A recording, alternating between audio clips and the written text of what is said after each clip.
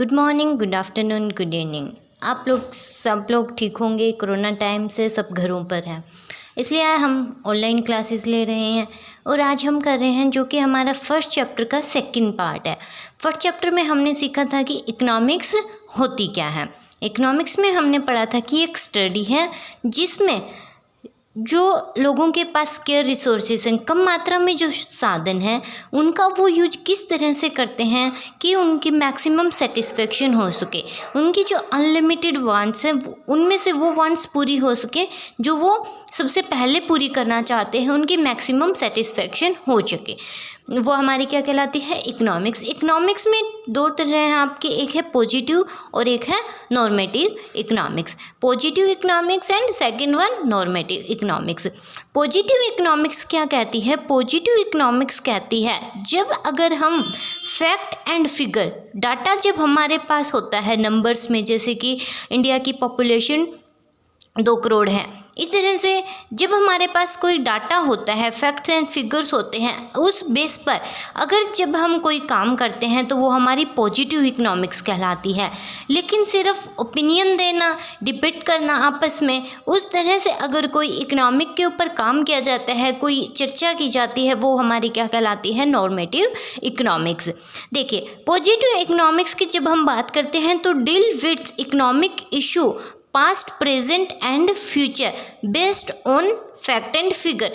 जब हम positive economics की बात करते हैं तो वो हमारी फैक्ट एंड फिगर पर तो बेस होती है, साथ में वो हमारी पास्ट की, प्रेजेंट की और फ्यूचर की, तीनों पास्ट, प्रेजेंट एंड फ्यूचर की बात करती है पॉजिटिव इकोनॉमिक्स। जैसे कि हम एग्जांपल लेंगे, इंडिया की पॉपुलेशन पहले 1 करोड़ थी, अगर उसी तरह से देखें तो 1 करोड़ है, अगर इस रेट से बढ़ती जाती है तो अब हमारी पॉपुलेशन 2 करोड़ है और आने वाले 4 साल में ये पॉपुलेशन 3 करोड़ हो जाएगी। यानी कि पास्ट की भी बात कर रहे हैं, फ्यूचर, प्रेजेंट की भी और फ्यूचर की भी, और ये सब हमारे पास एक डाटा हो सकता है, फैक्ट्स एंड फिगर हैं हमारे पास। लेकिन जब हम नॉर्मेटिव इकोनॉमिक्स की बात करते हैं तो वो कहता है कि सिर्फ ये ओपिनियन होते हैं लोगों की, कि इनके पास कोई डाटा नहीं होता, सिर्फ ओपिनियन होते हैं कि व्हाट ऑट टू बी, कि क्या हो सकता है, क्या हो सकता है, या क्या हुआ था, क्या हो सकता है, या क्या होगा। सिर्फ एक ओपिनियन है, ना कि कोई डाटा है।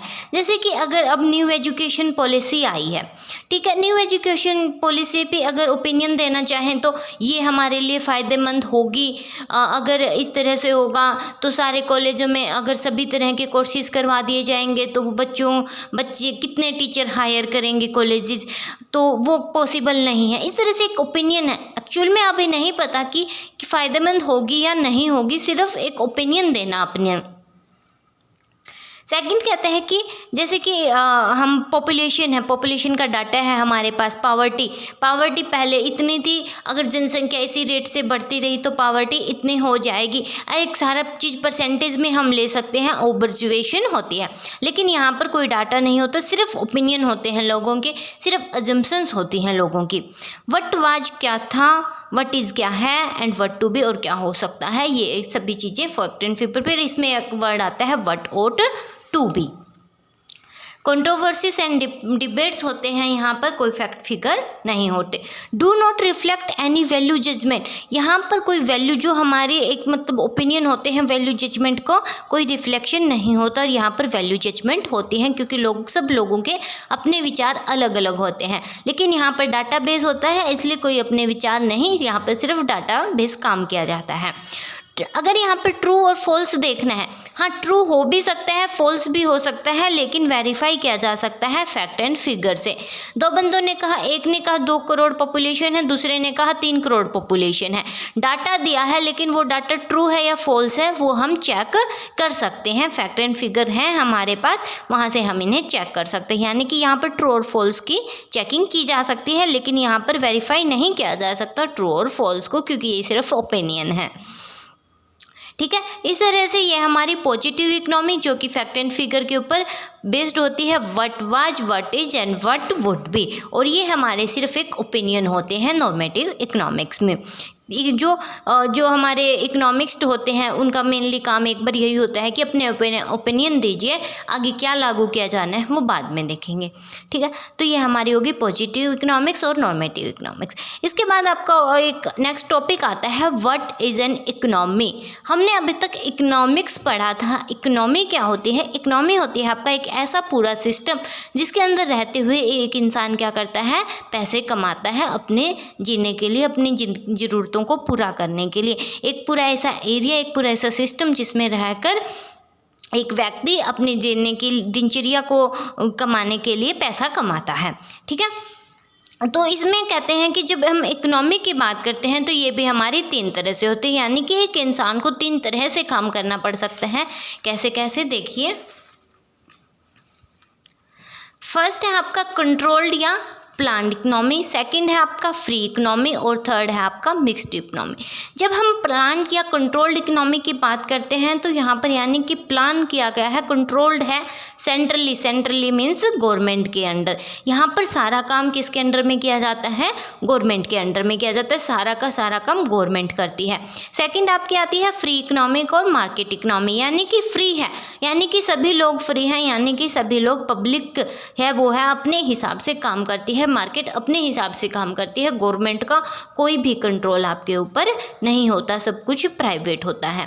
और मिक्स्ड में क्या होती है आपकी कि कुछ प्राइवेट सेक्टर होते हैं और कुछ आपके पब्लिक सेक्टर यानी कि गवर्नमेंट सेक्टर होते हैं।